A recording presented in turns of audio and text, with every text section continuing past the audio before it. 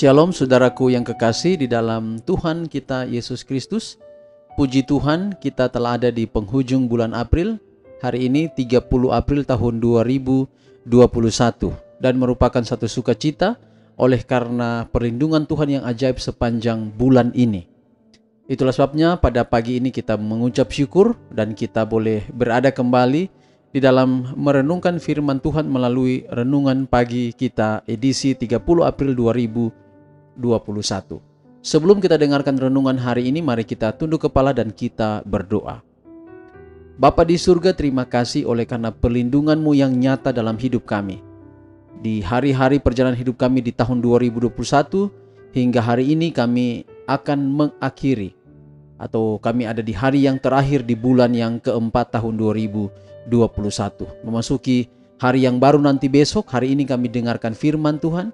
Biarlah pekabaran firman Tuhan akan menjadi berkat dalam kehidupan kami. Sediakan tanah hati kami, agar ketika bibit kebenaran itu ditaburkan, dapat bertumbuh kuat di hati kami dapat menjadikan kehidupan kami berarti bagi orang lain. Kami berdoa dalam nama Yesus Tuhan dan Juru Selamat kami. Amin. Renungan kita untuk hari ini, hari terakhir di bulan April, yaitu dengan judul Dari Hamba Dosa Menjadi Pangeran Allah.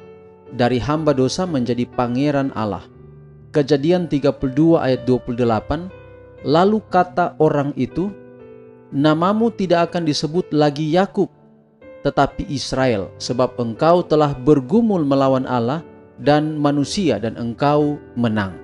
Sekali lagi Kejadian 32 28. Lalu kata orang itu yang dimaksud di sini adalah Allah. Orang itu juga bisa berarti Yesus atau Allah pada waktu itu. Namamu tidak akan disebutkan lagi Yakub, tetapi Israel, sebab engkau telah bergumul melawan Allah dan manusia, dan engkau menang. Pada malam itu, Yakub, anak manja ibunya, mengalami kelahiran baru dan menjadi anak Allah. Dalam keadaannya yang tawar hati, terang yang datang kepadanya dipandang sebagai suatu hal yang sangat indah.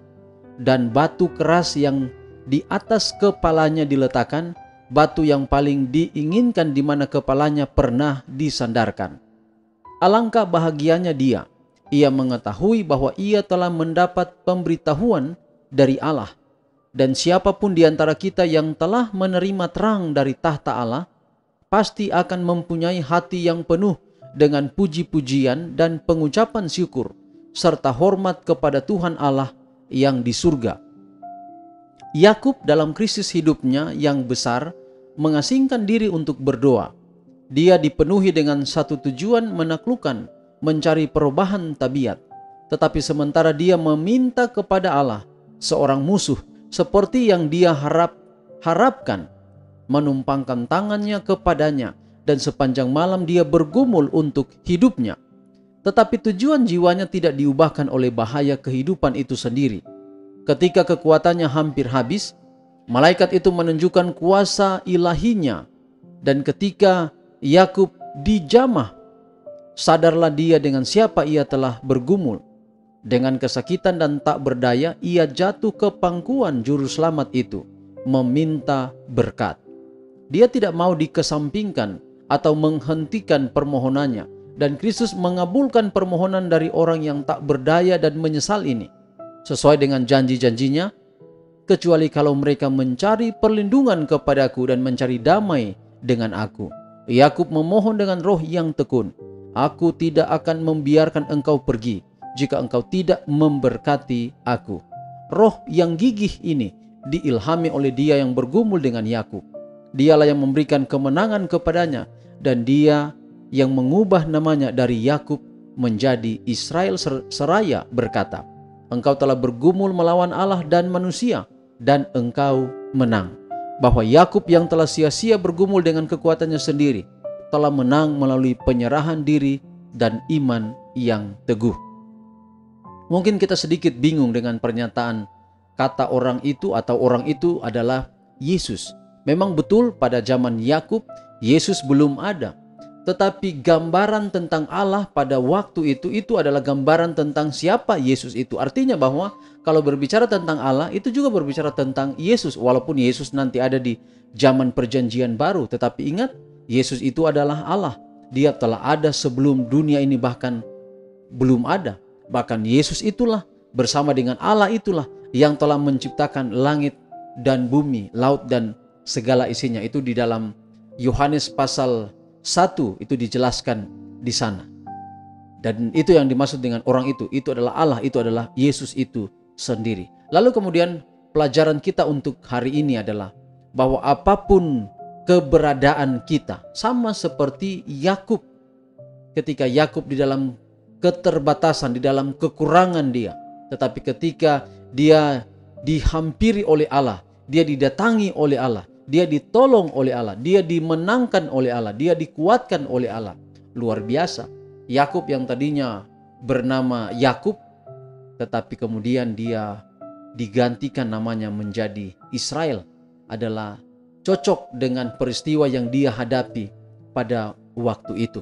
Mungkin dalam peristiwa apa saja, pergumulan kita hadapi di dunia ini tidak sempat merubah nama kita. Tetapi ingat saudara, walau tidak dapat merubah nama kita semua peristiwa yang terjadi di atas dunia ini, tetapi setidak-tidaknya kita dikuatkan dan kita didekatkan kepada Yesus melalui peristiwa apa saja. Apapun masalah yang kita hadapi hari ini, ingat bahwa setiap masalah Tuhan izinkan terjadi untuk mendekatkan diri kita kepada Tuhan. Biarlah hari ini kita boleh menikmati hari-hari yang kita akan lewati dengan satu komitmen bahwa kita mau hidup di dalam Tuhan, di dalam Yesus selalu. Tuhan akan menolong kita melalui pekabaran kita di hari terakhir di bulan April ini. Tuhan memberkati kita. Mari kita tunduk kepala dan kita berdoa mengakhiri renungan pagi kita hari ini. Bapa di surga, terima kasih untuk pekabaran yang indah hari ini.